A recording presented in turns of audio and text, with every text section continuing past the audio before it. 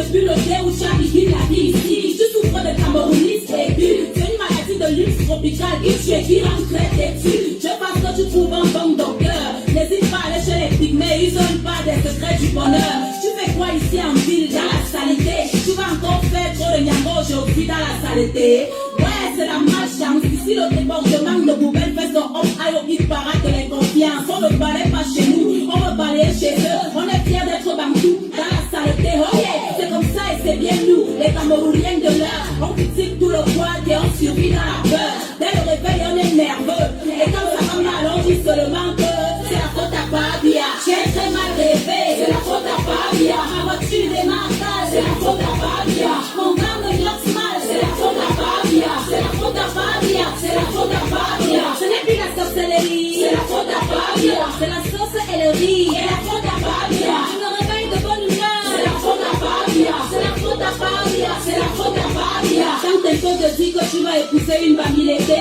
tu vas voir comment la famille va te faire manger le feu. Espèce de chien vert qui n'a ni la rage, ni courage, ni garage. On t'a dit que tu es ici en bon voyage. Tu ne fais pas le farotage. Comment? Ton cas est grave. Tu sors du school et c'est ton oncle qui t'explique comme ça là. Il te dit tu es quoi? Tu es seulement toi. Toi sur le de la piste fait quelque chose pour toi. C'est ça le Cameroun, pays en chantier, beaucoup de peuples. Chacun vient avec sa part de élèves. On passe par le tribalisme, les complexes de supériorité, la jalousie, la perte de l'autre et la facilité. Le milieu de l'art est plein de petits boubous. Donne-leur un peu de pouvoir et ils te traitent comme un glougoubou. Nerveux dès le matin, fais frère, ne me parle pas de balayer mon corps, copain, n'a qu'à le faire. Tu ne fais que dormir, c'est la faute à Fabia. Tu ne fais que mentir, c'est la faute à Fabia. Jusqu'à quand on va dire, c'est la faute à Fabia. C'est la faute à Fabia, c'est la faute à Fabia. J'abandonne tes moulins, c'est la faute à Fabia. Tu t'enchaînes avec les gars, c'est la faute à Fabia. Tu fais ça et tu dis quoi, c'est la faute à Fabia. C'est la faute à Fabia, c'est la faute à Fabia. Dans ta vie donc tu n'appelles pas Paul Biya. Tu ne penses même pas à Paul Biya. Tu regrettes Paul Biya. Si tu vis ton jackpot la linge là, tu ne vas même pas call Paul Biya. Mais dès que le marché est dur, c'est la faute à Fabia. Tu chibas tes amis sûrs, c'est la faute à Fabia. Toi-même là tu es légende, tu te crois intelligent. Ton marabout impuissant, c'est la faute à Fabia. Appelez le pasteur, c'est la faute à Fabia. Faut qu'il prie sur mon salaire, c'est la faute à Fabia. Yeah, allez, c'est la faute à Fabia. C'est la faute à Fabia, c'est la faute à Fabia. Tanga te touche mal, c'est la faute à Fabia. Tu ne fais même pas le sport, c'est la faute à Fabia. Tu me dis qu'on t'en prend pas, c'est la faute à Fabia. Ton verre de vin se baisse, c'est la faute à Fabia. Ton ex-copain te baisse, c'est la faute à Fabia. Le mariage te blesse, c'est la faute à Fabia. L'ennemi fait te stress, c'est la faute à Fabia. Ton pistache s'écrase mal, c'est la faute à Fabia. Les enfants te parlent mal, c'est la faute à Fabia. Noé c'est ça, c'est la faute à Fabia. C'est la faute à Fabia, c'est la faute à Fabia. Mes amis, Fabia c'est aussi l'enfant de quelqu'un. Il va finir par go un beau jour, tranquillement avec la volonté et la grâce de Dieu. Ce n'est pas ça qui va tout changer par magie. Chacun de nous doit changer, aimer son prochain, balayer devant chez lui. Remercions le Seigneur de nous faire comprendre que nous sommes tous dirigeants du Cameroun. Chaque chef de famille, chaque mère, chaque enfant dirige le Cameroun quelque part à son niveau. Que Dieu bénisse notre beau pays, le Cameroun, terre de nos ancêtres. J'ai parlé.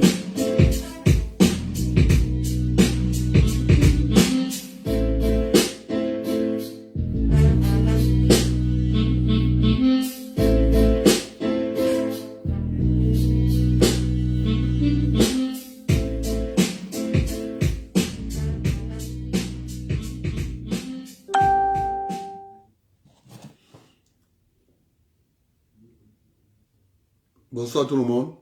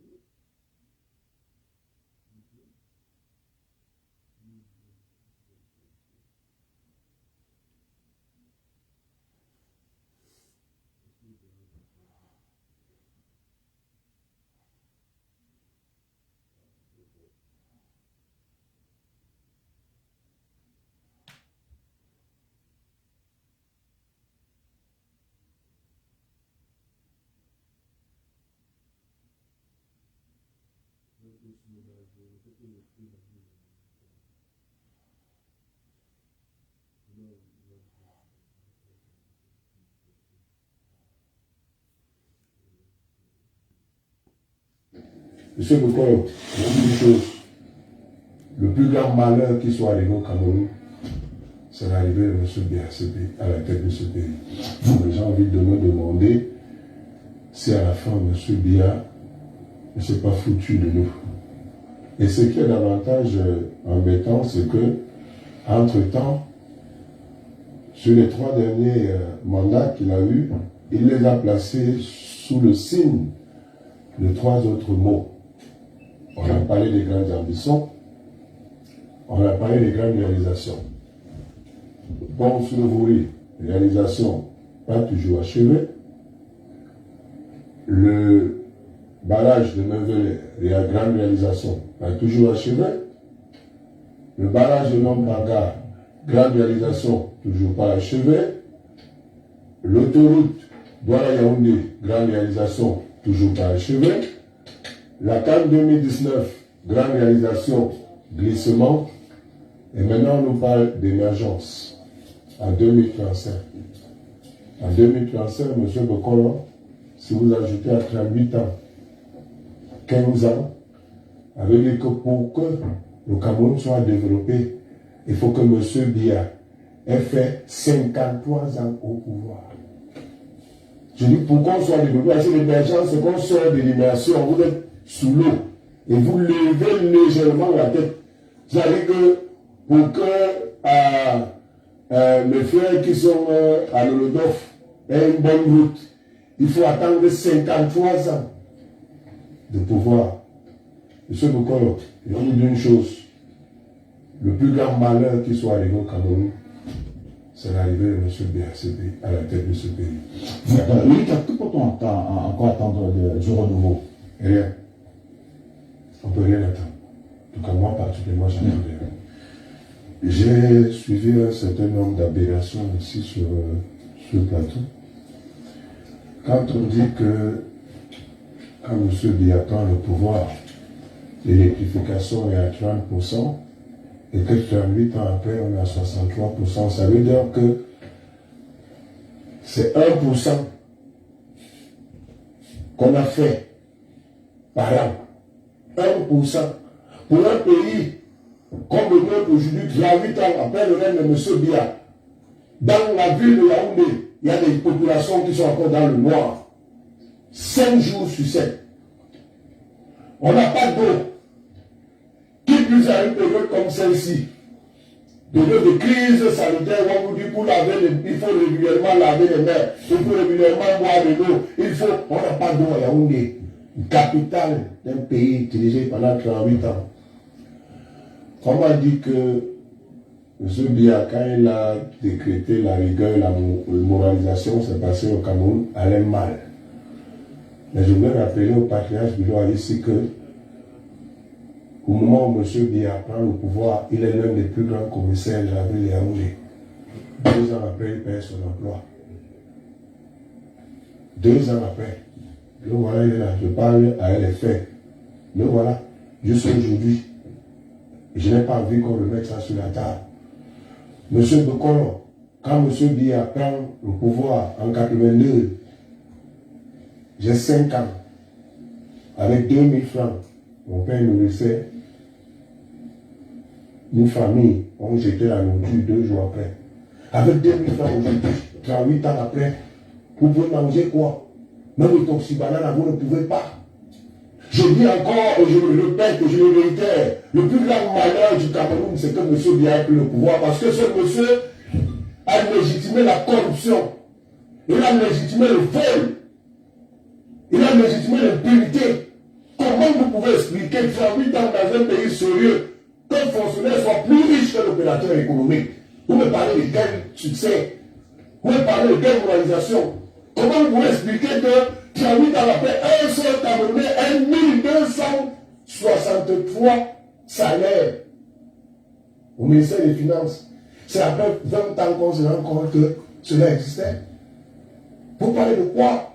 Combien de Camerounais aujourd'hui peuvent manger à satiété après 38 ans de règne de M. Biya? Camerounais aujourd'hui peuvent se soigner. M. Biya nous a dit dans l'un de ses discours, santé pour tous en l'an 2000. Nous sommes en 2020. C'est maintenant en 2020 qu'on nous parle de couverture sanitaire.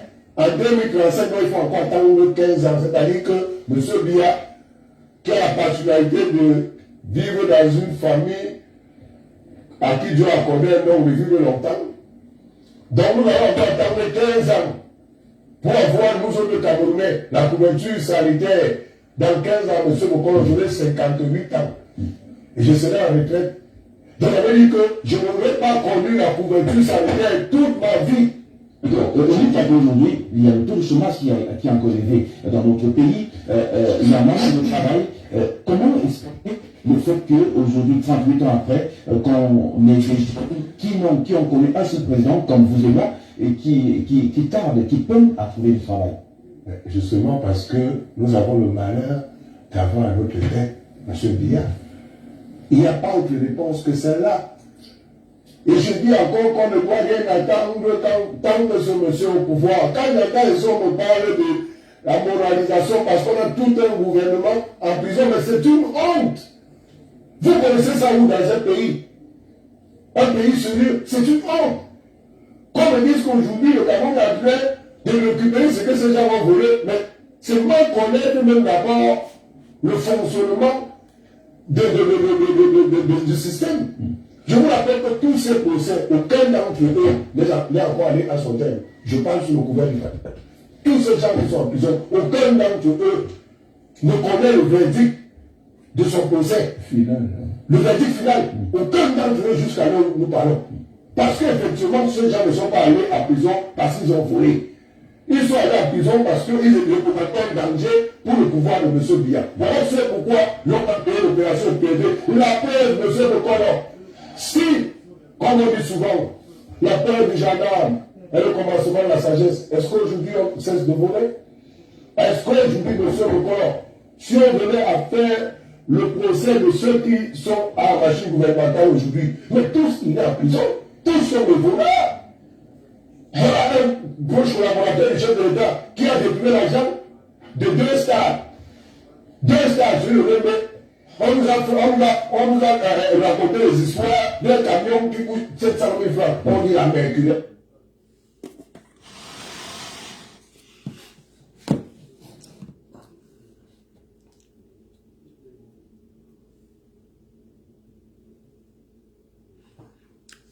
Bonsoir tout le monde. Je vous mets cette vidéo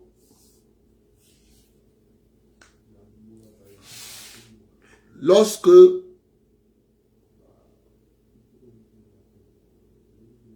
tu ne connais pas faire le diagnostic de quelque chose, tu te trouves piégé comme mon frère là, mon frère qui parle là.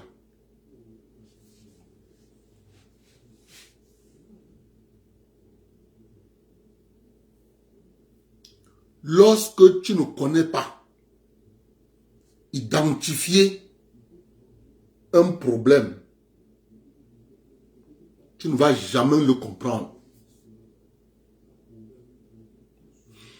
Et c'est ça qui arrive à mon frère qui parle là.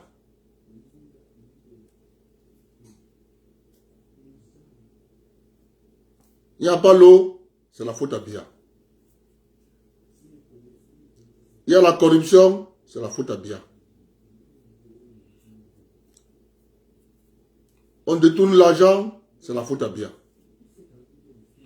On met les gens en prison, c'est une honte, c'est la faute à Biya. Son enfant échoue pour aller en classe supérieure, c'est la faute à Biya. Sa femme n'accouche pas, c'est la faute à Biya. Sa femme se plaint qu'il ne fait pas l'affaire là bien, c'est la faute à Biya. Voyez-vous, ça c'est quand tu es incapable de comprendre dans quel système tu es.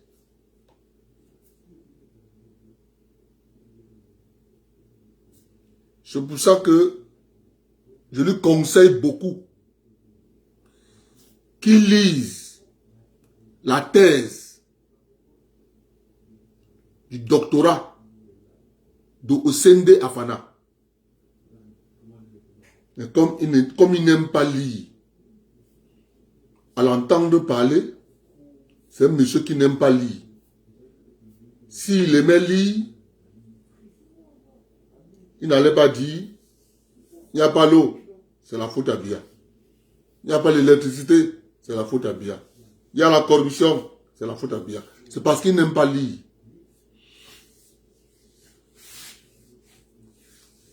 Je ne vais pas lire toute la thèse du docteur Osende Afana. Mais je vais vous lire rien que le sommaire. Et je reviendrai un autre jour pour vous lire les chapitres.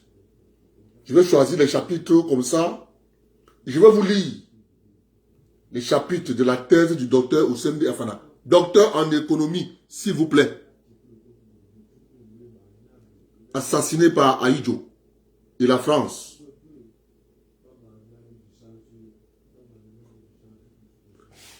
Monsieur Biya n'était pas là. J'ai l'honnêteté de dire que Monsieur Biya, il est mauvais. Oui. C'est le démon. Oui.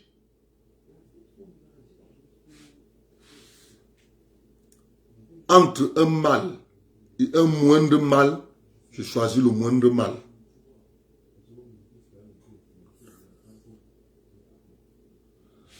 Parce que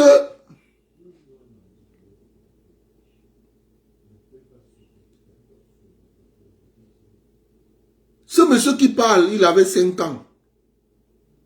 Quand monsieur Biya a pris le pouvoir. C'est parce qu'il est jeune.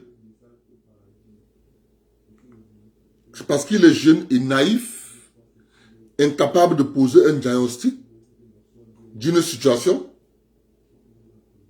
C'est pour ça qu'il vocifère. La plus grande catastrophe. Qu'il pose la question, pourquoi on assassina Osende Afana? Il ne peut pas se poser cette question. Parce que il ne connaît pas Osende Afana. D'ailleurs, il ne sait pas pourquoi on l'a tué. Bon, puisqu'il avait 5 ans. Quand on a assassiné Osende Afana, il n'était pas encore né.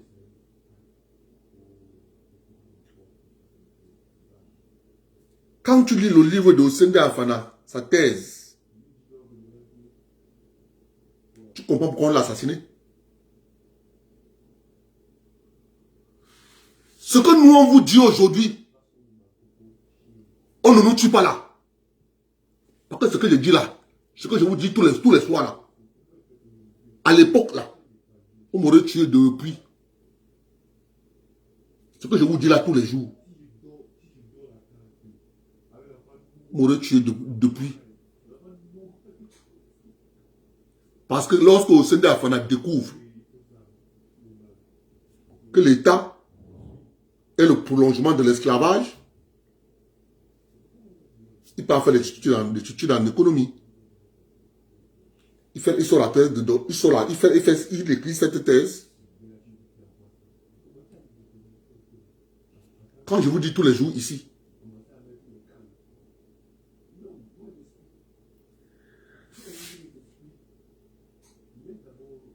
lorsqu'on dit l'État veut l'argent, on augmente les impôts, on augmente les taxes, on taxe les associations à but non lucratif, on fait les choses, mais on ne touche pas le train de vie de l'État. Quand je parle de l'État, l'État c'est un cache-sexe. Il faut nommer. On ne diminue pas le train de vie des fonctionnaires, contracteurs d'administration, agents de l'État. On ne diminue pas le train de vie. Ils doivent rouler avec les véhicules de 80 millions. Ils doivent avoir les bons de carburant. Au même moment,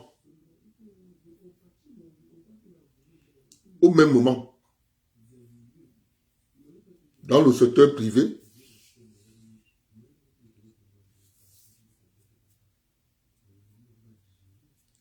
Les gens n'ont pas ces intérêts. Lorsque tu es payé et que tu as un véhicule, tu payes le carburant avec ton véhicule. Mais quand tu es dans l'administration te donne le véhicule, te donne l'argent pour entretenir la voiture et payer le carburant.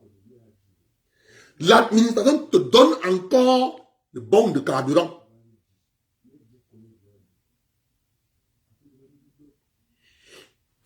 Ça, ce n'est que pour la voiture. Non, non, il ne peut pas diminuer ça. Mais je mets ça pour qu'il faut que le journaliste Bukolo aille encore le chercher, qu'il lui pose la question. Lorsque le président Biya vient au pouvoir, il a trouvé combien de barrages? Il a trouvé combien de lycées techniques? Il a trouvé combien de CETIC? Il a trouvé combien de lycées? Il a trouvé combien d'hôpitaux? Il a trouvé combien de kilomètres de routes bitumées? Il a trouvé combien de stades? C'est ça qu'on appelle enfant sorcier. Parce que quand tu es sorcier et que ta mère t'a donné la sorcellerie, tu réfléchis comme mon frère a réfléchi. Mais je parle de ça parce que c'est un de mes amis qui m'a envoyé la vidéo. C'est pour ça que je parle de ça. Je veux que le journaliste Bukolo de Info TV aille encore chercher le monsieur. Qu'il pose la question à ce monsieur. Quand M. Biya arrive au pouvoir, il y a combien de lycées au Cameroun? Il faut qu'il lui pose la question. C'est facile de s'asseoir sur un plateau de télévision et de vociférer et de dire que j'avais 5 ans. C'est le président Biya qui va développer le Cameroun. Le président Biya va faire ce qu'il pourra faire. Un pays se construit de génération en génération. Parce que ceux qui sont morts en 1950 n'ont pas connu ce que nous on est en train de connaître. Non. Il faut aller les réveiller dans leur tombe. Ils vont voir. Le plus ancien prisonnier de Douala, le plus ancien prisonnier de la prison centrale de Newbel. Il est à l'intérieur là-bas. Il a presque 40 ans de détention, puisqu'il est condamné à vie. Alors, même les corvées, il ne parle pas. Quand les gens qui sortent pour les corvées rentrent, il leur pose la question. Est-ce que le cinéma ABC est encore là?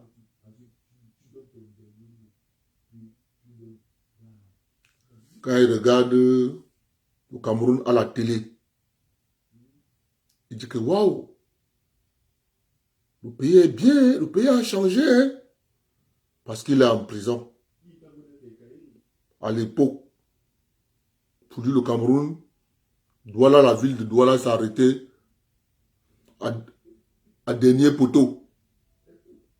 Tous ceux qui connaissent Douala, quand ils entendent dernier poteau, ça signifie le dernier poteau électrique où se limitait la lumière. À Douala, à Newbel. Pour ça, le Cameroun s'appelle dernier poteau. C'est là où il y avait le dernier poteau électrique de la ville de Douala.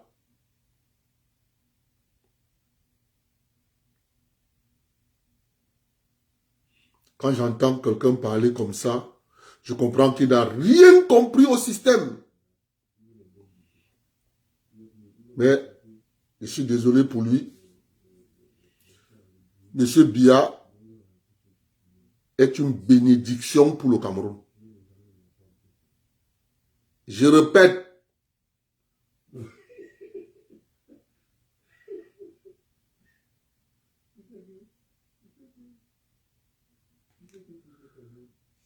Monsieur Biya est une bénédiction pour le Cameroun. Je le dis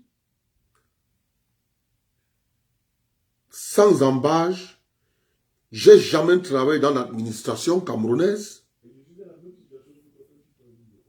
Aucun membre de ma famille, en dehors de mon père géniteur, qui fut fonctionnaire,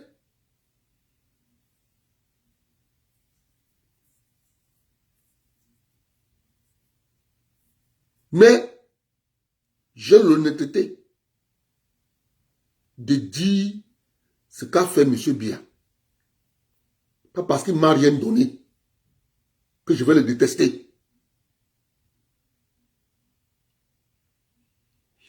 Tous ceux qui s'asseyent sur les plateaux de télévision, ils parlaient de M. Biya. Vous voyez, des gens confondent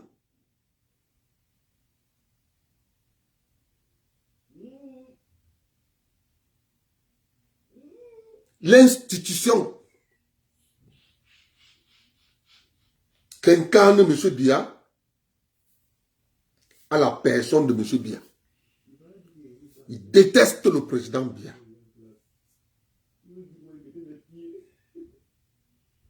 Il ne déteste pas le président Biya pour rien.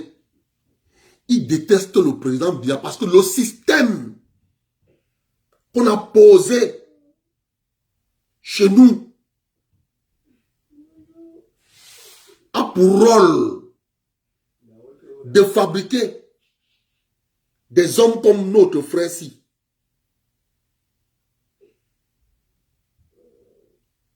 Si tu lui poses la question, tu as fait quoi pour le Cameroun?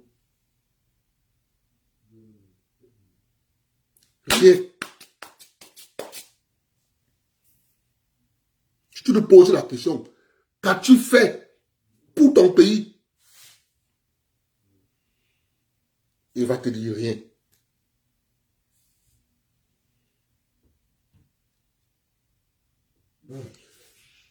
Mes chers frères et sœurs, M. Biya est une bénédiction pour le Cameroun. Je ne fais que vous dire, et ça arrivera, c'est quand il ne sera plus au pouvoir que je vous remettrai cette vidéo. Je vais la télécharger, je vais la garder dans mon ordinateur. Que Dieu nous garde longue vie. Vous croyez que c'est M. Biya qui a mis la République sur pied? Vous le pensez?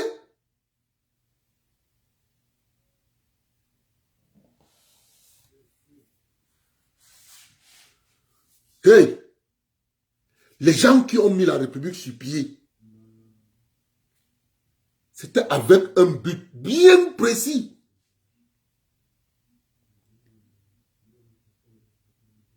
Le discours du général de Gaulle à Brazzaville, il faut que je cherche ce discours. Je veux que vous écoutiez ce que de Gaulle a dit. Donc quand je dis que le président Biya est une bénédiction pour le Cameroun, c'est par rapport au discours de Gaulle à Brazzaville. Je ne sais pas si le monsieur qui parle là, il sait même ce que De Gaulle avait dit. Je ne sais pas. Pour comprendre le futur et le présent, c'est toi de l'histoire.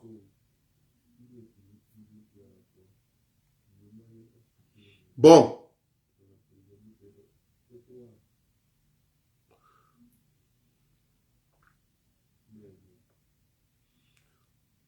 Comme lui a déposé sa haine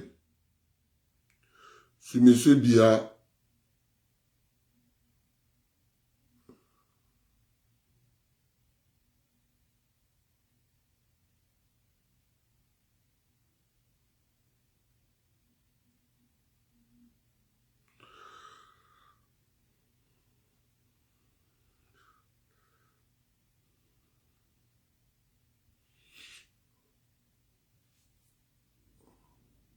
Brazzaville, 24 août 1958.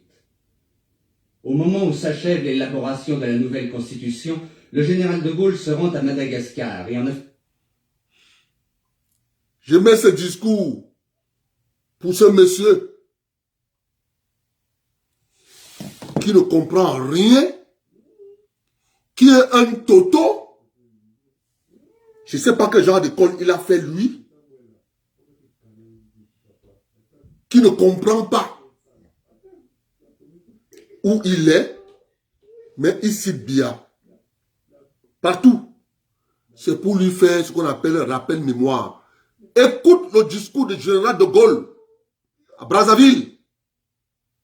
Tu vas savoir dans quoi tu es. C'est pas M. Biya.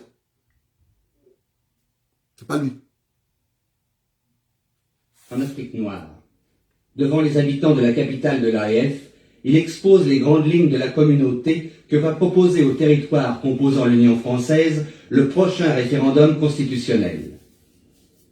Pour moi, dans ces lieux historiques, que de souvenirs remontent dans mon esprit et dans mon cœur. Des souvenirs que nous avons symbolisés tout à l'heure quand nous sommes allés nous incliner devant la stèle de Félix Éboué. En vérité, jamais la France ne fut plus fière de l'œuvre africaine qu'elle a accomplie par l'effort de ses administrateurs, de ses soldats, de ses bâtisseurs, de ses professeurs, de ses missionnaires, avec le concours des hommes de ces pays, dans une atmosphère de sympathie, d'amitié, d'unité qui s'est révélée si souvent et d'abord dans le sang sur les champs de bataille. Pourquoi la France renierait-elle son œuvre africaine en dépit de certaines démagogies qui ne font que couvrir divers impérialismes? Non, cette œuvre, elle ne la renie pas. Et elle est prête aujourd'hui à la poursuivre, quoique, certainement, dans des conditions tout à fait nouvelles qui sont imposées par l'évolution des peuples et par le mouvement général du monde. Quelles conditions? En voici deux. La première de ces conditions, c'est qu'il est naturel et légitime que les peuples africains accèdent à ce degré politique où ils auront la responsabilité entière de leurs affaires intérieures, où il leur appartiendra d'en décider eux-mêmes, bref, de se gouverner eux-mêmes. Et le deuxième principe, c'est cette règle qui s'impose à tous les esprits de bon sens, que dans le monde comme il est nécessaire que s'établissent de grands ensembles économiques, politiques, culturels et au besoin des grands ensembles de défense. C'est le deuxième principe que le gouvernement de la République, sous ma direction, met à la base des propositions qu'il va faire dans peu de temps au suffrage de des citoyens des territoires d'Afrique et des citoyens de la métropole. Quelle proposition? Quelle proposition? Quel est le projet qui va être soumis au choix libre et conscient de tous? C'est celui de la communauté. Ce qui est proposé, c'est que la métropole et les territoires forment ensemble une communauté dans laquelle, je le répète, chacun aura le gouvernement libre et entier de lui-même, et dans lequel on mettra en commun un domaine qui est dans l'intérêt de tous et qui comprendra la défense, l'action extérieure, la politique économique, la direction de la justice et de l'enseignement et les communications lointaines. Cette communauté-là, je vais la proposer. Je vais la proposer à tous et à toutes ensemble, où qu'ils soient. On dit, mais nous avons droit à l'indépendance. Mais certainement oui. D'ailleurs, l'indépendance, quiconque la voudra, il pourra la prendre aussitôt. La métropole ne s'y opposera pas.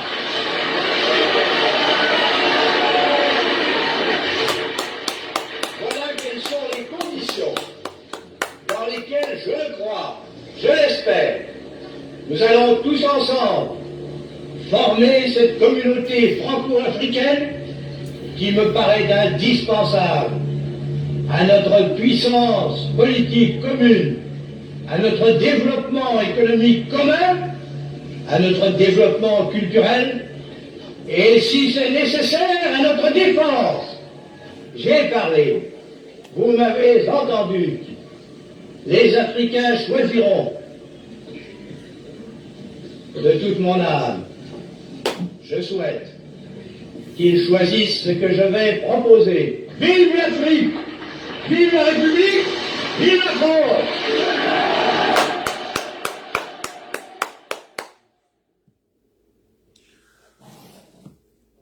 Monsieur Bokolo, va chercher ton invité. Tu lui fais écouter le discours de Gaulle. Nulle part, il n'a parlé de développer les territoires africains. Nulle part. Vous avez entendu. Ce n'est écrit nulle part. Il leur a proposé la communauté.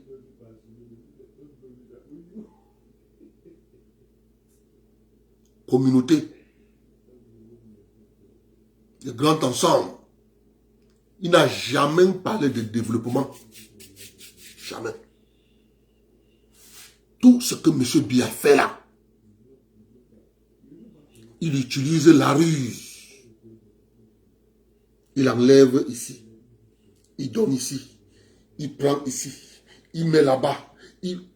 Attendez quand il va partir. Il partira. C'est ce jour. Quand il partira, vous les petits Camerounais, aux esprits tordus, paresseux, vous allez comprendre qui il était, M. Biya. De Gaulle ne vous a jamais promis le développement. Et ils ont mis des choses sur pied pour que vous ne vous développerez jamais. C'est pour ça qu'Osenda Afana a compris. Il a été assassiné. Monsieur Bokolo, il faut aller chercher ce monsieur. Je ne sais pas quel genre de journaliste vous êtes. Je ne sais pas.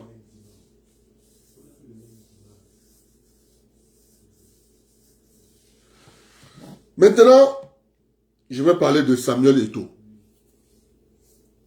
Voyez-vous, en Afrique, on a fabriqué deux genres de citoyens.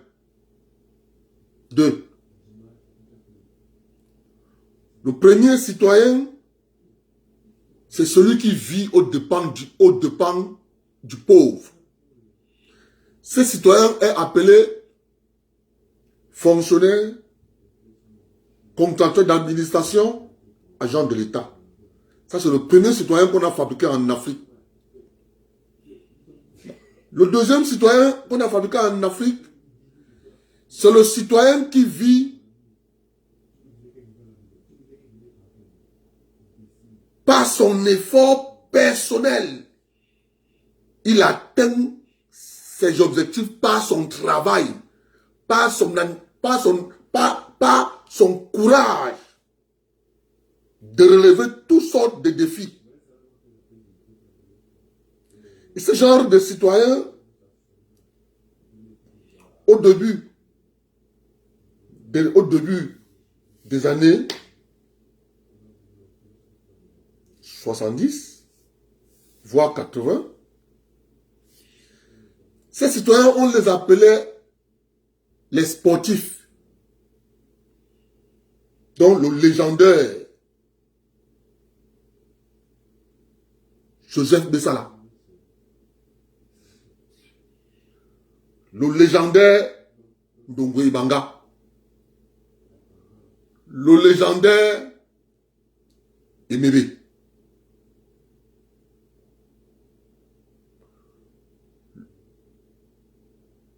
tout dernièrement Françoise Mbango.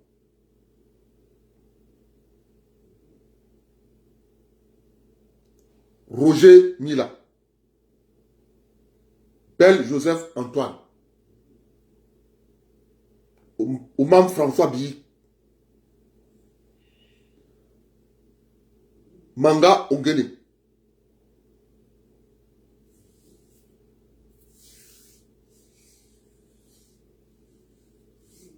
Eboué Jean-Daniel,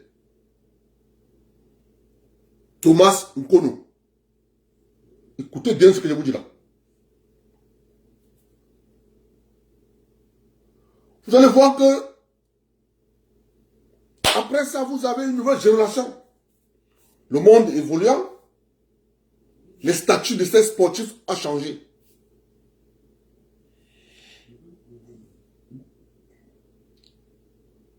Les dominants ont injecté beaucoup d'argent dans plusieurs sports, ayant injecté beaucoup d'argent dans plusieurs domaines sportifs. Ceux des Africains qui ont choisi être des grands sportifs ont su tirer leur épingle du jeu.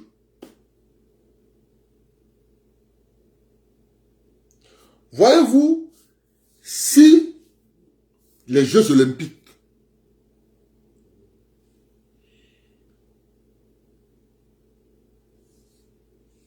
comment on appelle ça? Si le comité, c'est quoi? C'est CIO, hein? C'est comme ça qu'on appelle ça, le CIO. Comité international olympique, c'est ça, non?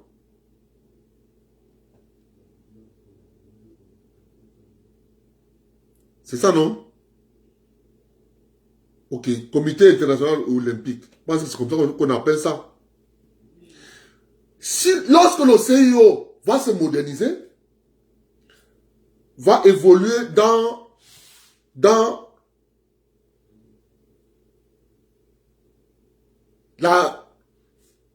l'apport de gains au niveau des récompenses des sportifs,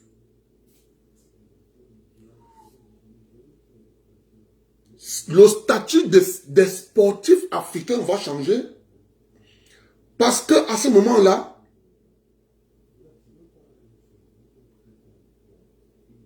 l'État que représente ce sportif, le CIO va dire, dans ce domaine, la récompense que je crois au vainqueur d'une médaille d'or son pays aura 20% et le sportif aura 80%. À ce moment-là, les sportifs africains qui compétissent tous dans ce domaine d'athlétisme, avec tout ce qui concourt dans ce système, les sportifs de ce domaine pourront aussi jouir de leur travail. Les sportifs africains de ce domaine, qui est l'athlétisme, le basketball, le volleyball, tout ce que vous connaissez comme domaine qui se passe aux Jeux Olympiques, hormis le sport, football, toutes les autres disciplines ont un problème, c'est que ces disciplines sont sous l'emprise de la première catégorie de citoyens africains fabriqués. Ceux qui mangent l'effort du travail des autres. C'est comme vous travaillez, que eux, ils partagent votre gain. C'est-à-dire, le gain de votre effort. C'est ça qu'eux, ils se partagent. Pourquoi je vous le dis?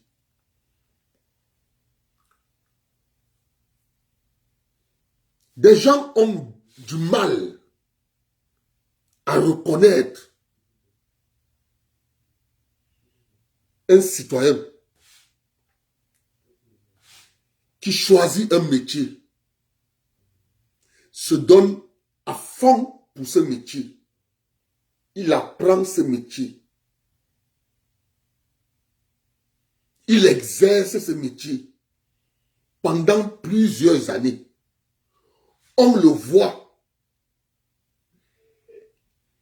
sur les plateaux de télévision, sur les stars. On voit comment ce monsieur adore son métier et il le fait bien.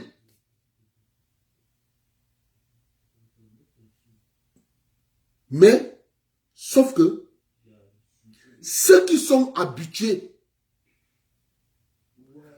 à manger l'effort des autres ne l'aiment pas. Parce que si tu leur posais la question qu'il fallait que le transfert que signe tout joueur africain passe par son gouvernement, ils allaient signer tous. C'est une bonne chose. Ce que la FIFA propose là, c'est une bonne chose. Quand un joueur signe un contrat à l'étranger, le contrat signé par ce joueur est reversé d'abord dans son pays avant que son pays décide combien il pourra avoir dans son contrat. Si la FIFA propose ça au gouvernement africain, tous vont aller signer. Puis c'est bon, c'est bon. Parce qu'ils sont habitués à manger l'effort du travail des autres.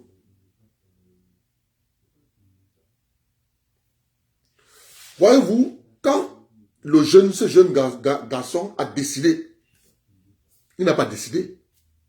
C'est pour ça que moi je vous dis, le vieux qui est là derrière moi, là,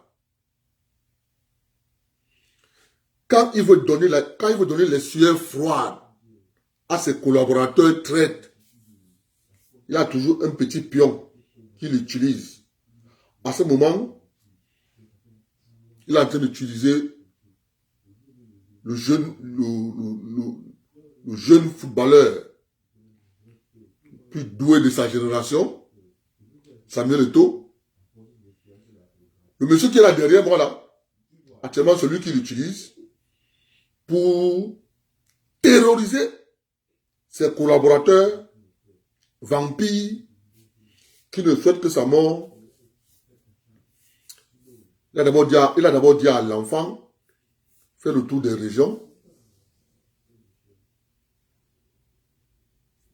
L'enfant a fait le tour des régions, reçu par le corps administratif, par le corps traditionnel. Il a fait le tour. Il est revenu. Alors les collaborateurs traitent. Ils ont actionné leur réseau à la FIFA, à la CAF, Il faut lui proposer qu'il vienne d'abord dans le système. On le moule. Il faut lui proposer la vice-présidente. Écoutez-moi. Hein. Ses collaborateurs traitent les convoqués à Kinshasa. L'attendait là-bas une délégation de la CAF, de la FIFA, lui demandant d'abord d'être vice-président à l'Africa Fool, avant de voir après le mandat de Sédou.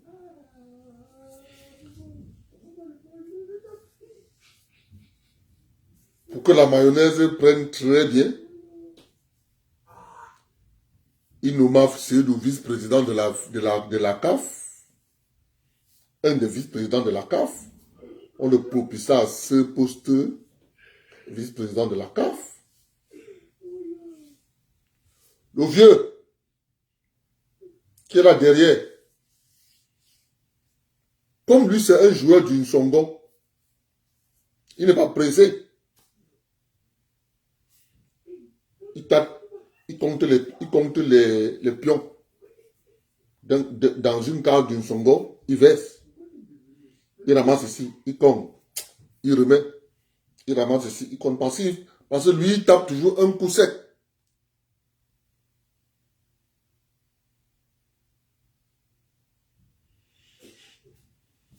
Mais Ahmed Kamel, tu as mon direct, non? Tu as mon numéro, non, Ahmed Kamel? Tu appelles par WhatsApp sur mon numéro. Voilà mon numéro. Si tu ne l'as plus.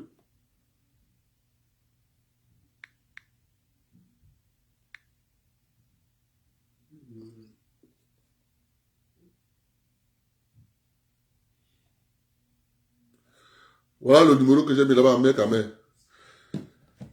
Sauf que le vieux qui est derrière, il n'est pas pressé, il joue en Songo. On fait la campagne, le gars a dit là-bas non. Il a dit à qui ça s'agnette. Quand le gars a dit à qui ça s'agnette, on sait bien que ce sont les ennemis du président qui sont avec lui au palais. Qui ont activé le réseau de la FIFA et de la CAF pour proposer aux jeunes garçons le poste de vice-président. Le jeune garçon a dit non, on va aller aux élections. Ok. Résultat de course. Quand tu rentres au Cameroun, on bat campagne, on bat campagne, on bat campagne, on bat campagne. Dernière minute, le 11 au matin, Charles Ndongo est sommé de passer les élections de l'Assemblée générale en direct à la télévision nationale. Surprise générale. Que quoi? Ça va passer en direct à la CATV? En direct. Waouh! Alors là, depuis 90, depuis la réforme de la FIFA, on n'a jamais organisé les élections de la Fédération camerounaise de football en direct à la télévision. La première fois. Alors la mafia est dos au mur. Ça sera en Mondo Vision. La mafia est coincée.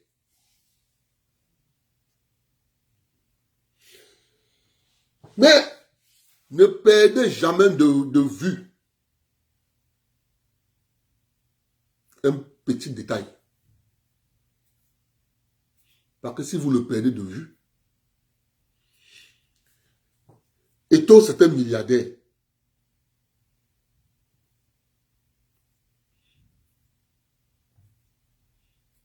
Tout milliardaire africain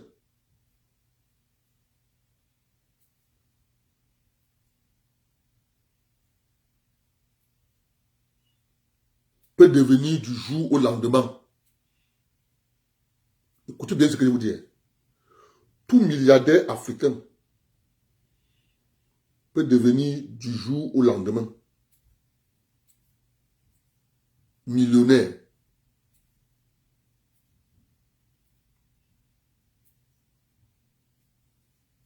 Pourquoi? Parce qu'ils sont milliardaires sur une base. Ils sont milliardaires sur une fondation posée sur un sable mouvant.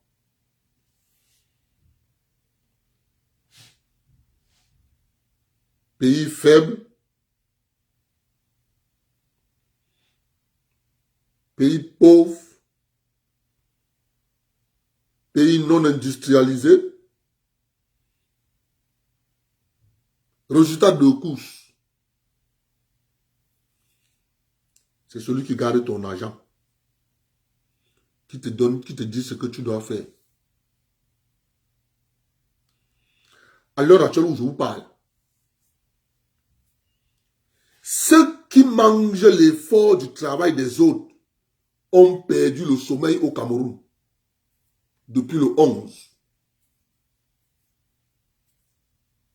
Depuis le 11. Lorsqu'ils voient cet enfant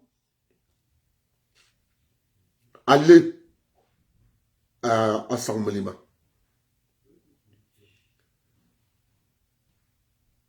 voir la foule, c'est pas lui qui a invité la foule. Mais par contre, lorsque les hommes politiques se déplacent, ils font déplacer les camions, les cars de transport pour aller au meeting. Mais lui,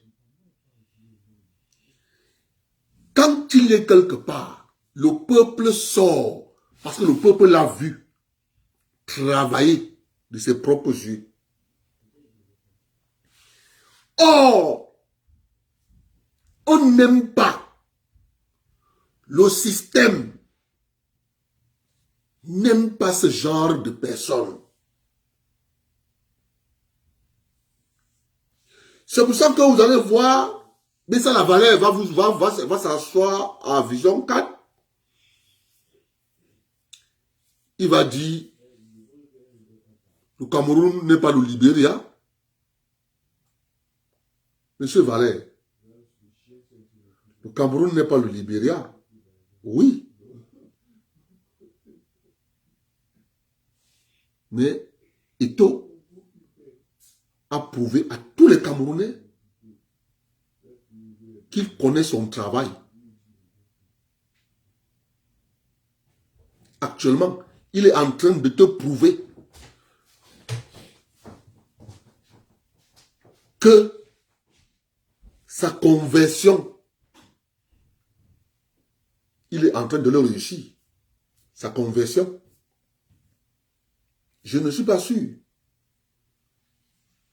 Si tu peux arriver à Ibolova, on annonce à la radio, bien ensemble, que Bessa Lavalée arrive aujourd'hui. On va compter le nombre de poussins, de poules et de coqs qui vont sortir.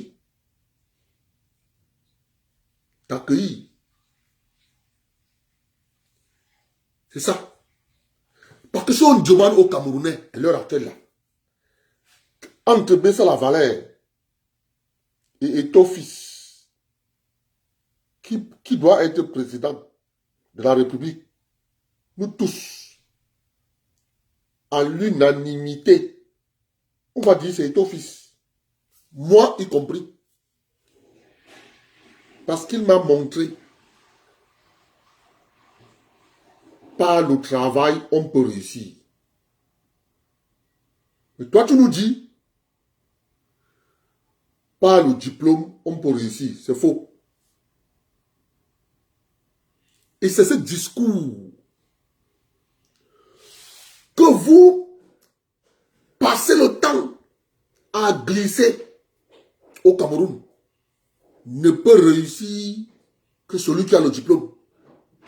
Ne peut pas réussir.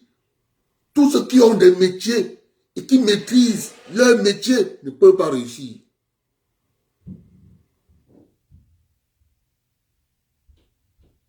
Et c'est ça. À l'heure actuelle, c'est là. Si on te met comme candidat à l'élection présidentielle,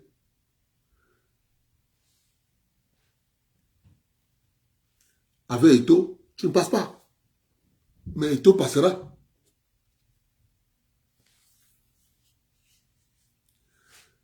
Elvis Tenda Umbe. Elvis Tenda Umbe, ce n'est pas un problème. C'est juste que tu es jaloux d'Eto'o.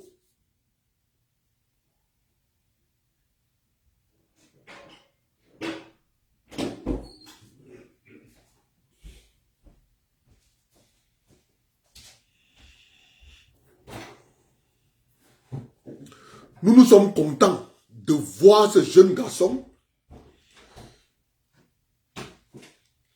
Nous demandons juste. Il faut qu'il se mette à côté de son père. Le vieux lion qui est là derrière moi. Parce que quand il va faire ses 2 mandats à la Fédération camerounaise de football, dès qu'il quitte la Fédération camerounaise de football, il faut que nous on le mette à étudier. Comme ça, ça va te faire mal. Tu auras mal. Très mal. Parce que dès qu'il finit ses 2 mandats à la fédération là, objectif, maintenant visé là, ça sera étudié. C'est là-bas que nous on va le mettre. Vous qui pensez que ne peut gouverner que celui qui a le diplôme.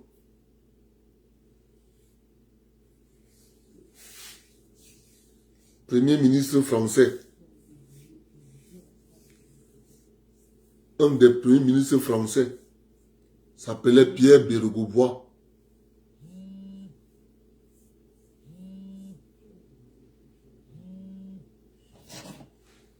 Pierre Bérégovoy était un chaudronnier avec un CAP. Le président brésilien, Lula,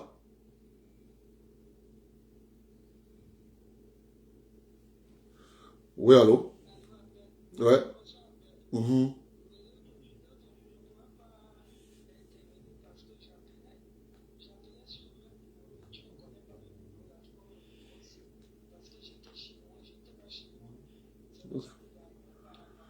Ok.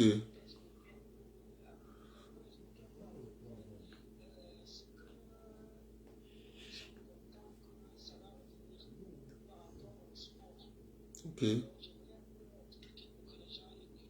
Ok. Vas-y, tu es en direct. Ok, d'accord. Je dis bonsoir à tout le monde et je dis bonsoir à toute la famille. Bon, voilà. Nous, on est fiers parce que tu sais que le professionnalisme commence à 6 ans. Le professionnalisme commence à 6 ans et ça commence dans une école de foot. À l'époque, il n'y avait pas les écoles de foot ou les Bidarantes, les Mila, tout ça. Mais là maintenant, le monde a tellement évolué que nous passons maintenant dans les écoles. Attends, je t'aime de l'autre côté. Ok. Donc, nous passons maintenant dans les écoles de foot, dans le modernisme.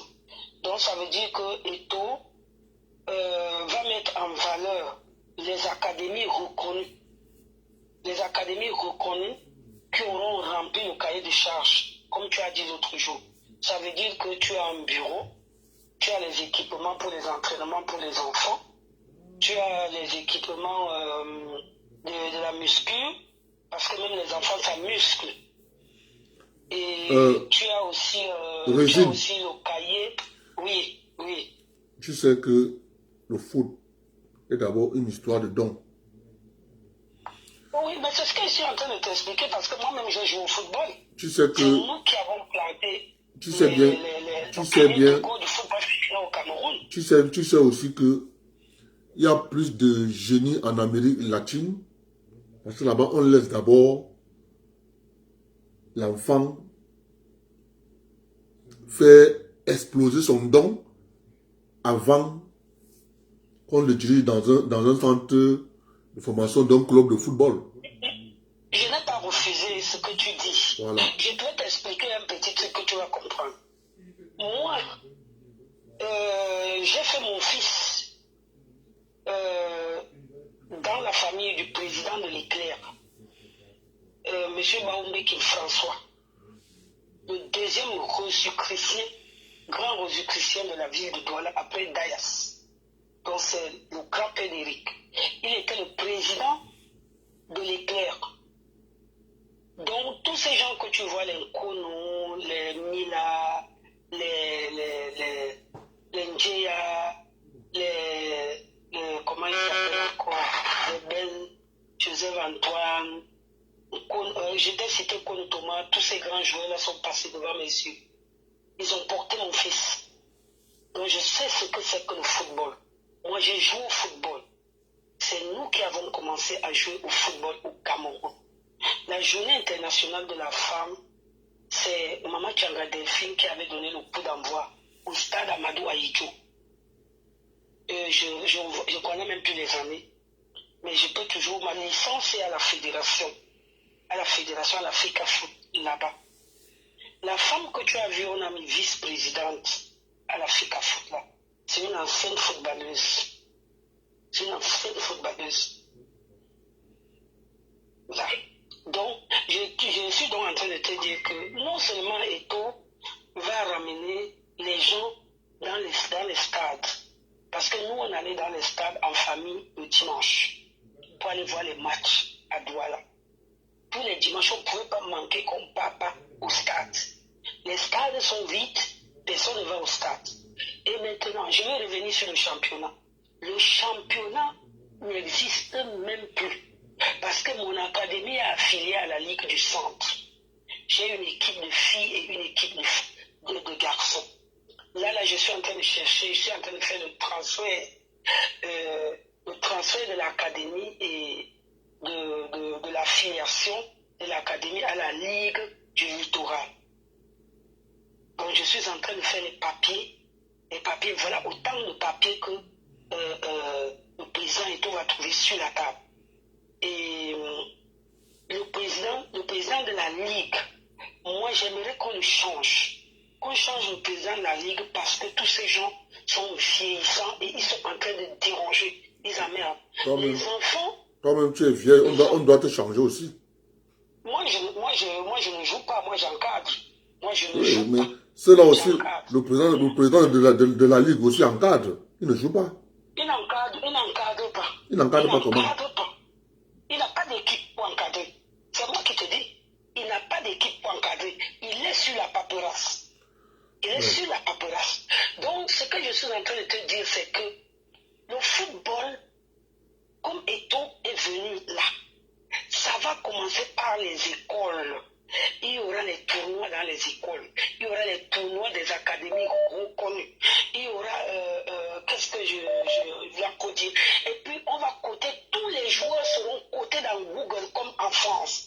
Moi, je suis des enfants ici et je travaille avec l'Académie de presse. Nous sommes en partenariat. Je travaille avec eux quand j'envoie les enfants à Brest pour des stages de foot parce qu'on fait foot et école. C'est ce qu'on fait. On faisait l'année passée, on a fait juste en classe de 3e pour le brevet. Maintenant, nous sommes allés en terminale. On envoie les enfants maintenant. Les enfants vont à l'école avec moi en terminale. Moi, j'ai deux petits joueurs pour aller à Clairefontaine. Pour aller à Clairefontaine, il faut que tu aies la moyenne à l'école de 14 de moyenne pour aller à Clairefontaine. Et Clairefontaine est payant. Clairefontaine est payant par les parents et par l'agent qui suit l'enfant. Et maintenant, j'ai deux petits joueurs, un arabe et un petit Camerounais, qui ont signé comme aspirants pro à Nantes. Ils ont signé à 14 ans.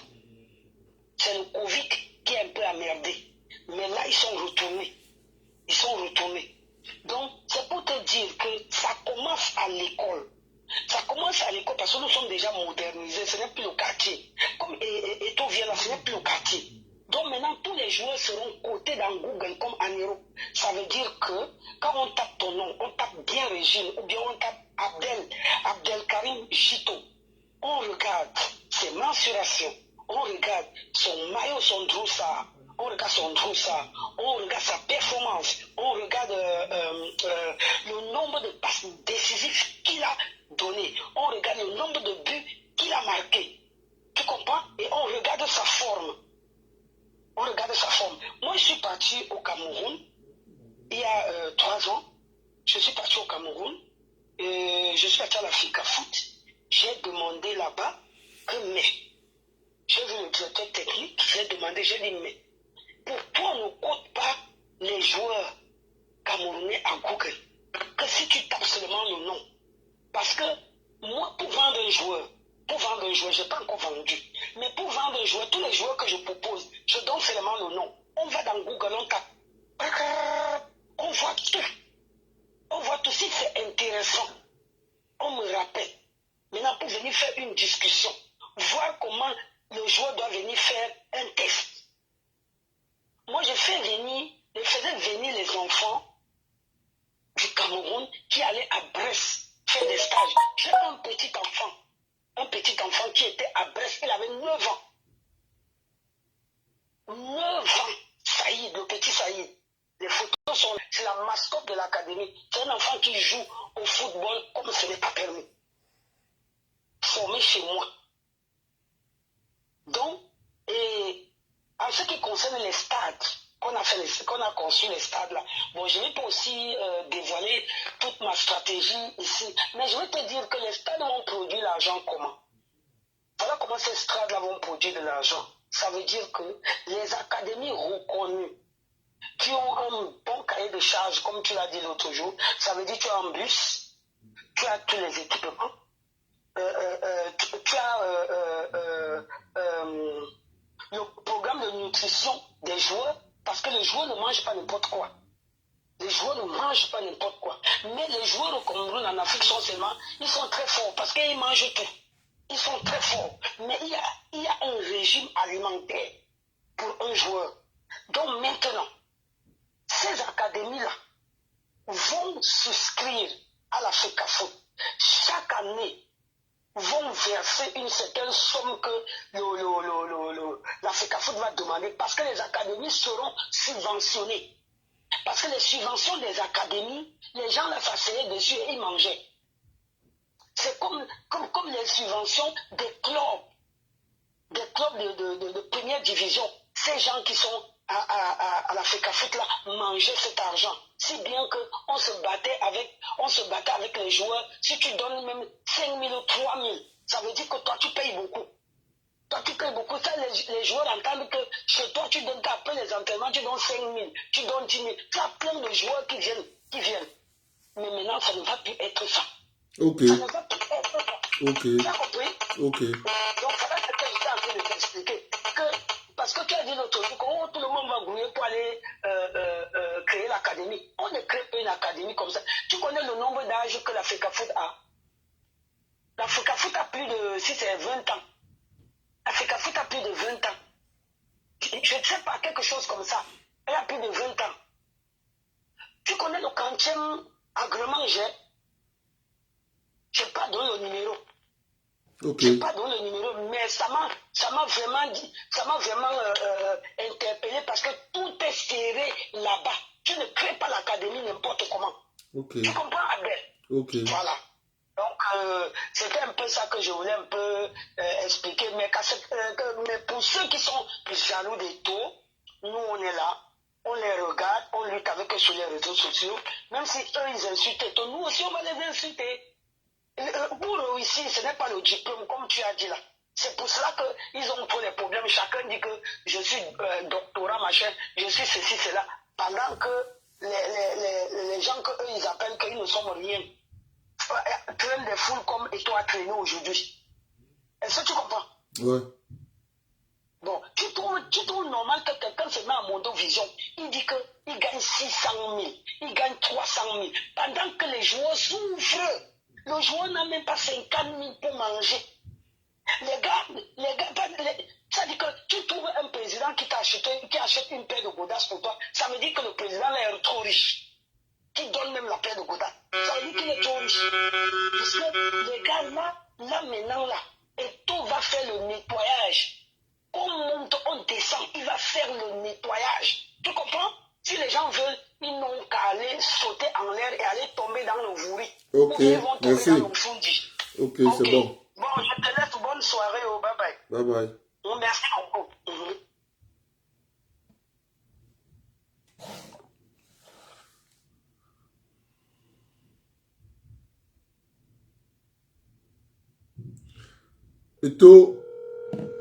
Eto'o sera président. Après, dès qu'il va faire 8 ans là, l'Afrique foot, nous on va lui dire, mets ta candidature. Ouais. Mets-moi là, s'il te plaît. Tu es en direct. Les gens que nous devons enlever dans le football m'a bien fait participer. Il faut les enlever dans le football. M'a bien. Nous, on est direct.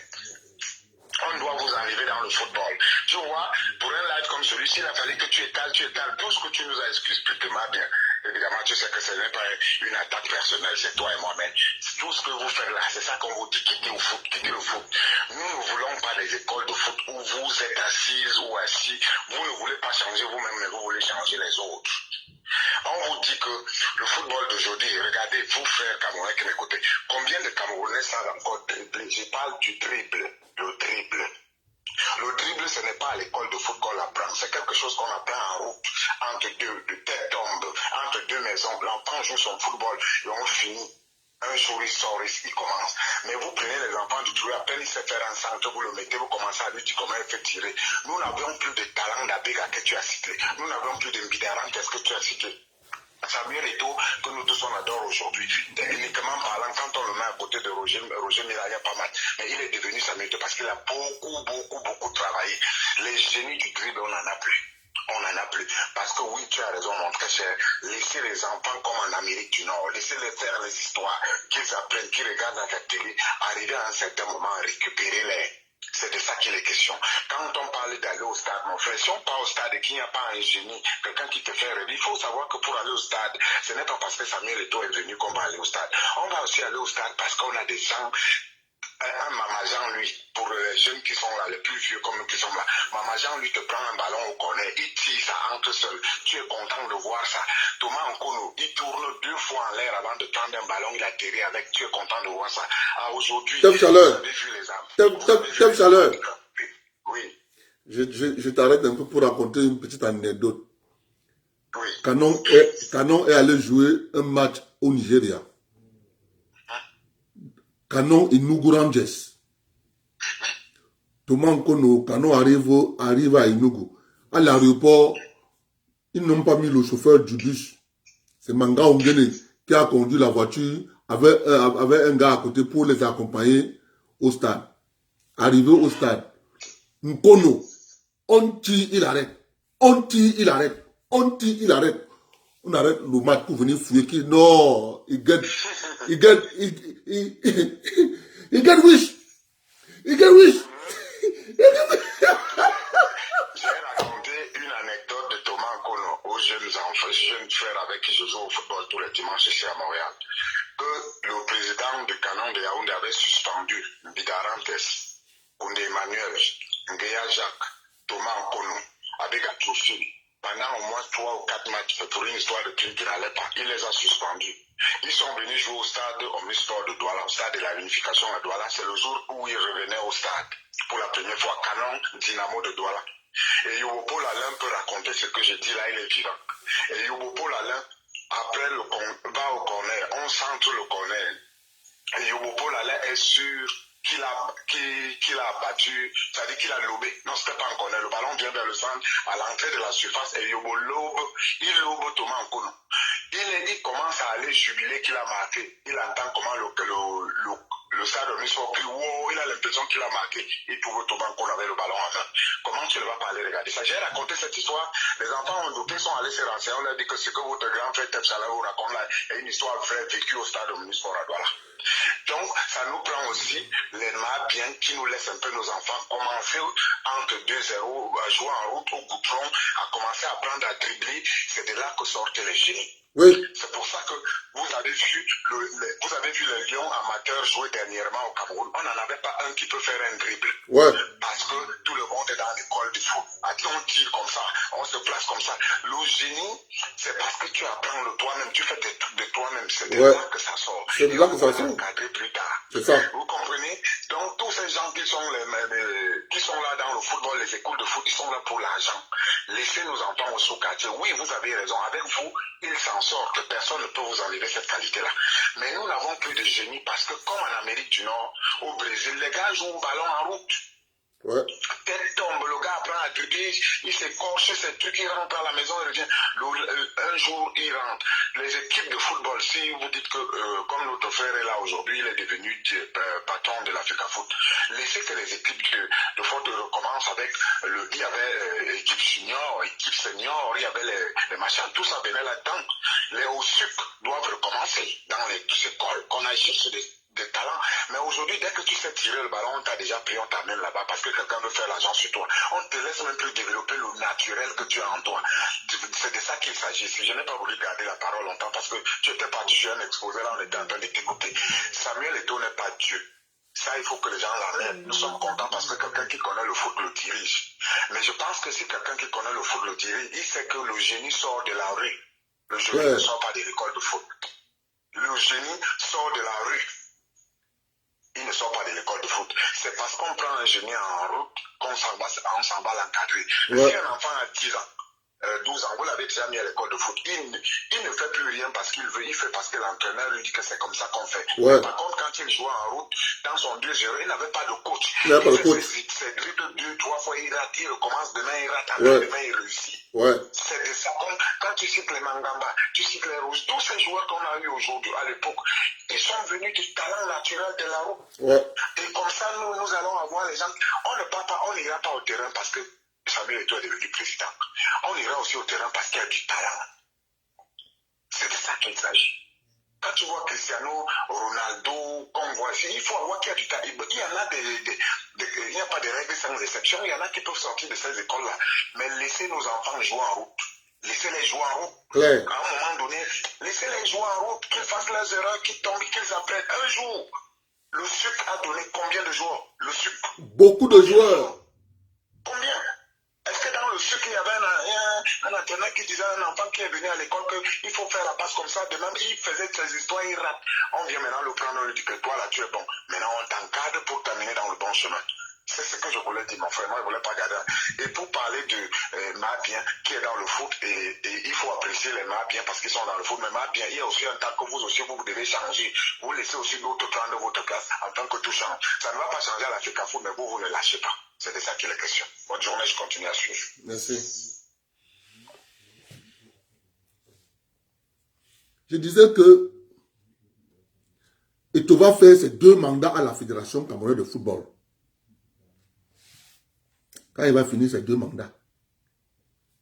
Maintenant là, qu'est-ce qui va lui manquer? Si le président Biya est candidat, il va soutenir la candidature du président Biya. Si le président Biya n'est pas candidat, le président Biya lui met à la tête du RDPC. Mon frère, nous on va seulement battre campagne. Le feu sort seulement. Parce qu'il connaît le travail. Il nous a montré qu'il est capable d'apprendre un métier. Et bien, et de réussir. Ce n'est pas le diplôme. On ne veut pas le diplôme. Il est un monsieur rigoureux. Atteindre le sommet comme il a atteint le sommet là, c'est parce qu'il respecte les règles du métier. Oui. C'est pas facile. Donc, Nous, on le veut à la tête de la République. Mais pour le moment, qui nous redresse d'abord le football? Pour le moment, il est au football. Dès qu'il va finir ses 2 mandats, mon frère, nous, on va seulement dire que papa, petit frère, tu fais quoi là-bas? Maintenant, nous, on te voit étudier. C'est ça là comme ça. Donc, il faut que nous, on commence à vous le dire. Georges Weah n'est pas en train de commander les Libériens. Ils ne sont pas contents. Ils sont contents. On dirait que les Libériens détestent Georges Weah. Au contraire, il aime. Vous parlez quoi? Laissez, c'est Dieu qui nous a envoyé cet enfant. C'est Dieu qui nous a envoyé cet enfant.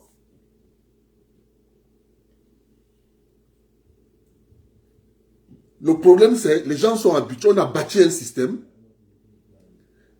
Rien que la présence des taux à côté de ce système, ça prouve qu'il y a toujours des règles sans exception.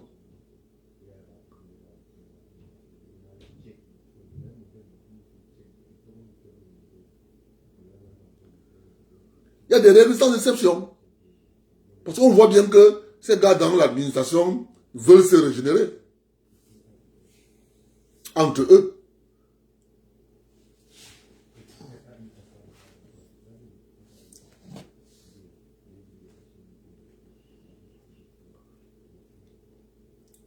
Qui a vu le discours de Charles Gave? Charles Gave dit ceci. La France fait 2 erreurs. La première erreur de la France,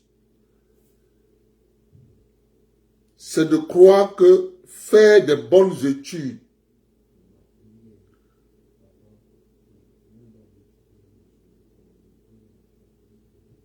te permet de prendre les bonnes décisions. Ça n'a rien à y voir. Être intelligent et avoir un diplôme et prendre des bonnes décisions, c'est pas la même chose. Tu peux être intelligent et prendre de mauvaises décisions dans la vie courante.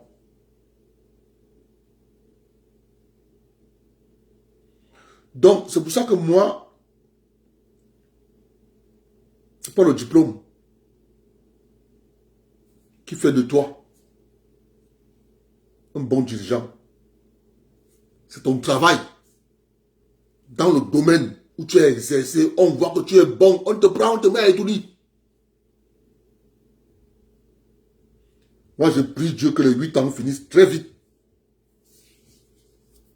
Si le président Biya dit que mon fils vient,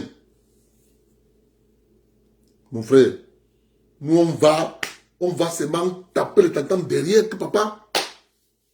C'est de ça qu'il est question. Mais pour le moment, on le laisse d'abord à l'Africa Foot. Il nous redresse le football à l'Africa Foot. Quand il va finir ses 8 ans là-bas, maintenant, il va manquer Itoudi. Et nous, on va l'encourager. Ça va énerver les gens. Parce que quand je vois ce monsieur d'Elvis Tenda, il dit, ce n'est pas les pieds qui dirigent un pays. Vraiment de Dieu. Oh, vraiment de Dieu. Le président américain, Monsieur Roosevelt n'avait pas de pieds. Il était handicapé. Si tu ne sais pas. Si tu ne sais pas, c'est ça, hein.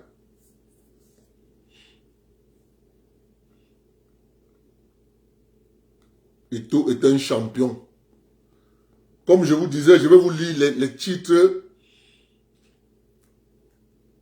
du livre de Osende Afana.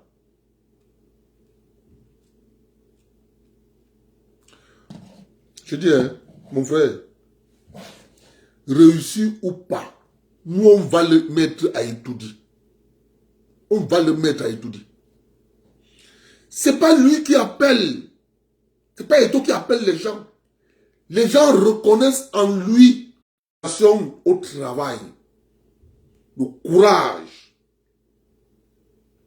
C'est ça que les gens voient en lui et les gens viennent à sa rencontre. Les gens sont fiers de le voir. Ça fait en sorte que tout enfant peut rêver. Je peux aussi partir de loin pour être comme Ito. Pas mon travail. Il n'a volé personne. Il n'a volé personne. Un enfant arrive, tout le monde sort pour l'encourager, pour le féliciter. Et toi, tu viens dire que on ne doit pas les mettre au sommet. Mon frère, il manque seulement et tout dit. On te dit. On attend. Il finit d'abord ses 8 ans là-bas. C'est lui qu'on attend.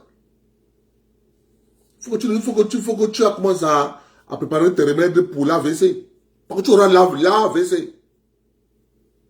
L'AVC va t'attraper. Maintenant, il y a une autre question que je vais vous poser avant qu'on ne se sépare. Je vais lire le livre de Senavana demain. Lorsque les Européens disent que leur avenir, c'est l'Afrique, ça signifie quoi? Je veux que vous réfléchissiez. Demain, je vais vous répondre. Pour comprendre, il faut pas que ça sorte de ma bouche.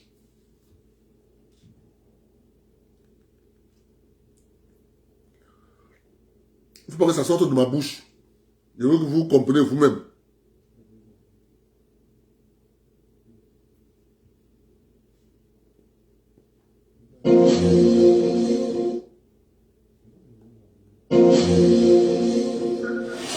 Le futur de l'Europe se joue en Afrique, c'est le titre de son livre coécrit avec Jean-Luc Buchalet. Christophe Prat, bonjour. Bonjour. Directeur général de Pythagore Investissement. En 2050, l'Afrique, ce sera 2,5 milliards d'habitants. On le voit sur ce graphique. On est à 1,3 aujourd'hui. Quand on a un président français qui critique le fait d'avoir 7 ou 8 enfants dans certains pays d'Afrique, que faut-il penser? C'est une bonne chose pour l'Afrique, ce boom démographique? Alors ce boom démographique, il explique en partie la croissance extraordinaire que l'Afrique a eue depuis de 2000 à 2008.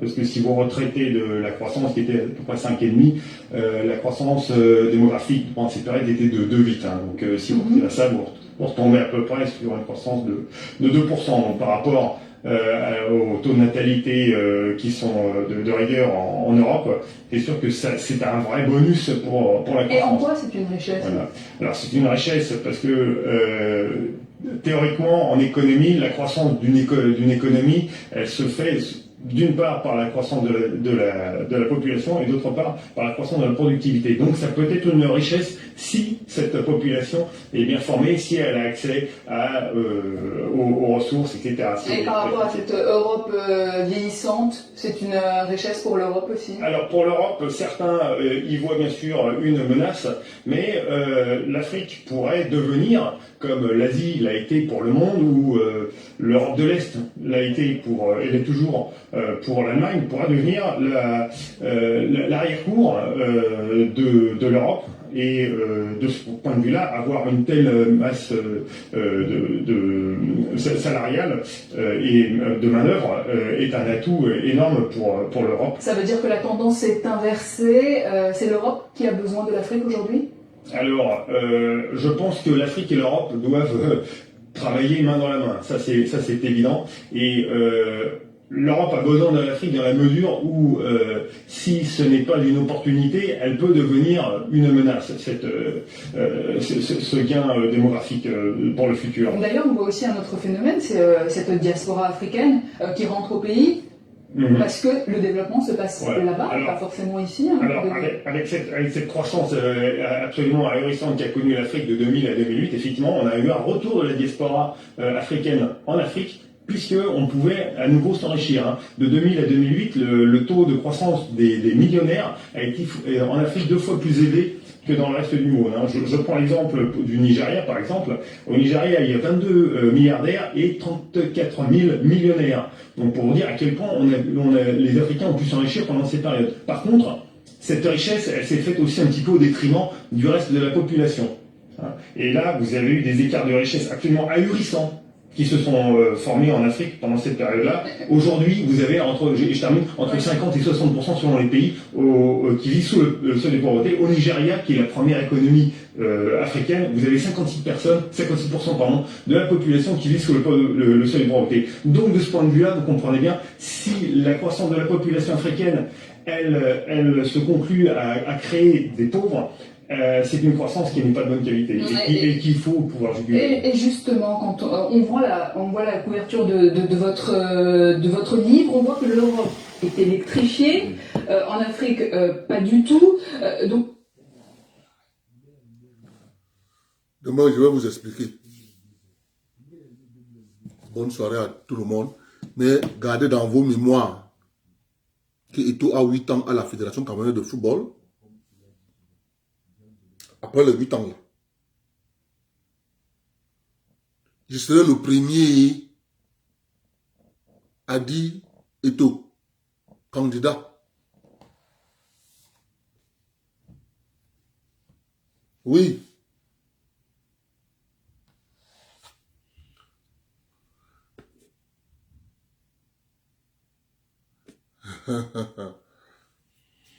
Voilà un jeune garçon qui demande à personne, on dit seulement qu'il vient chez vous.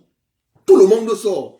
Et toi, tu nous dis que nous, on doit le négliger. Non, c'est un enfant que tout le monde a vu travailler. Il a travaillé, on a vu. Et c'est un exemple.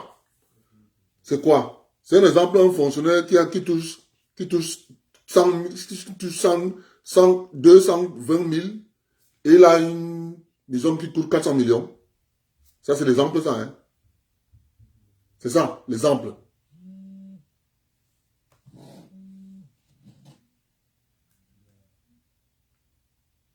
C'est ça, l'exemple.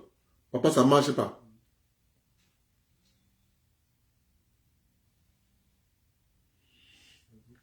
Oui, allô? Ouais.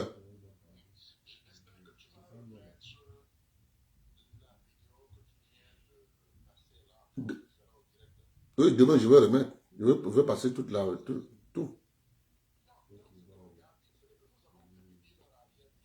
Mais il a bien dit que nous sommes devenus, nous, on va être leur arrière-coup. Tout le monde sait bien ce qu'on appelle arrière-coup.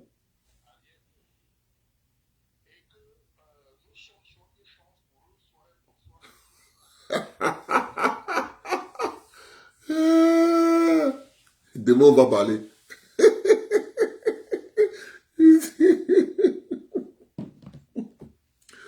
Vas-y.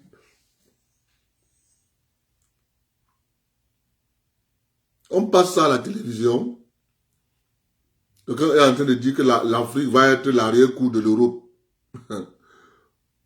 Vous-même là, vous connaissez bien ce qu'on appelle arrière-coup.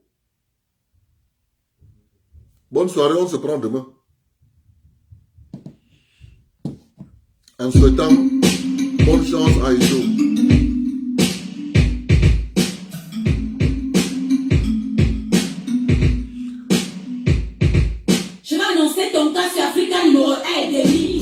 Arrière-coup de l'Europe. L'Afrique est l'arrière-coup de l'Europe. C'est une maladie de luxe tropicale qui tue, qui rend très